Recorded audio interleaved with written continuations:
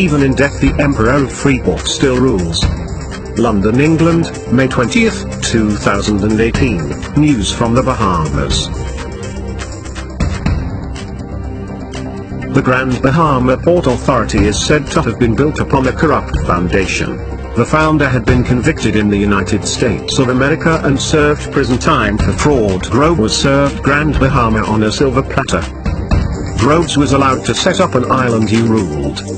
He created the police force, immigration department, banks, casino, land development company, power company and other entities that would make him lots of revenue with the help of a government finance and tourism minister named Stafford Sands. It may well be true that the powers vested in the Port Authority are among the most sweeping given to a company since England's King Charles II awarded Hudson's Bay jurisdiction over a big stretch of Canada in 1670. Over the years the Grand Bahama Port Authority has been accused of being an unchecked entity that stole businesses and land from unsuspecting islanders and investors. In 1957 Groves made a deal with billionaire investor Daniel Gay Ludwig, who signed on to dig the Freeport Harbor. Ludwig licensed the only bunkering terminal and stayed on to build King's Inn Hotel with an understanding of building an adjacent casino and the International Bazaar. After everything was built, Groves informed Ludwig that he would have to take over the proposed casino project, stating his Bahamas Amusements Limited holds the casino monopoly.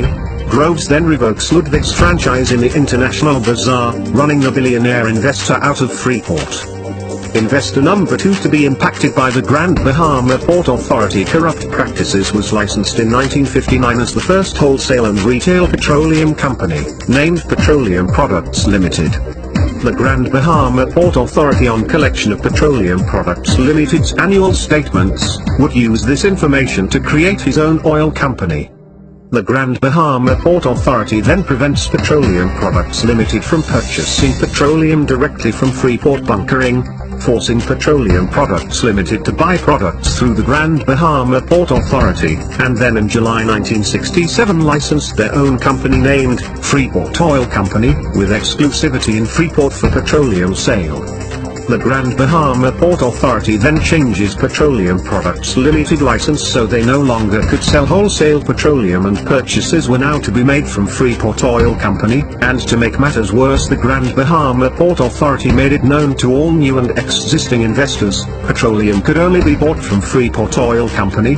As the years passed, persons holding shares in Freeport Oil Company have been Wallace Grove, Jack Haywood, Albert Miller, who were all incidentally president and VP of the Grand Bahama Port Authority, George Cates, president of the Grand Bahama Development Company, government officials, Bradley Roberts, Orville Turnquest, Allison Maynard, and also named on shares of Freeport Oil Company past and present would be attorneys Kerry Leonard, C.R. Julian Maynard, businessman Franklin Wilson, Bismarck Coakley, Philip Pinder, William Holland.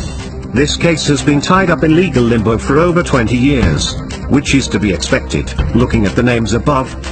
On January 29, 2003 the owner of Boulevard's gas station Ambrose Gouthro from Canada took the Grand Bahama Port Authority and Freeport Oil Company to court, and after 18 months of legal rambling, Justice Isaacs declared that upon true and proper construction of the terms of the license agreement dated October 1, 1967 and made between Freeport Oil Company and Boulevard, as subsequently amended, the plaintiff did not assume the obligation to purchase all of its gas from Freeport Oil Company for the duration of the Hawksbill Creek Agreement.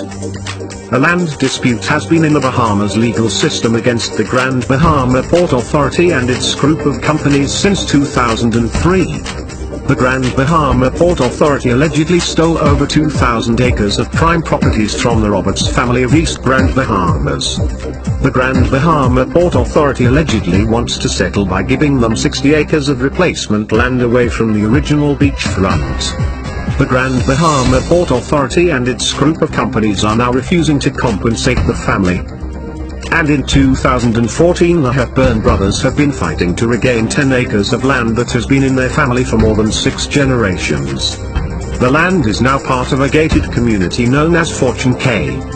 The brothers met with Ian Roll, the Grand Bahama Port Authority chairman, to no avail. The end result was to be settled out of court.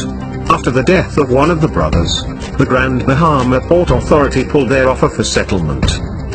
This is Peter Jensen, World Business News, London, England.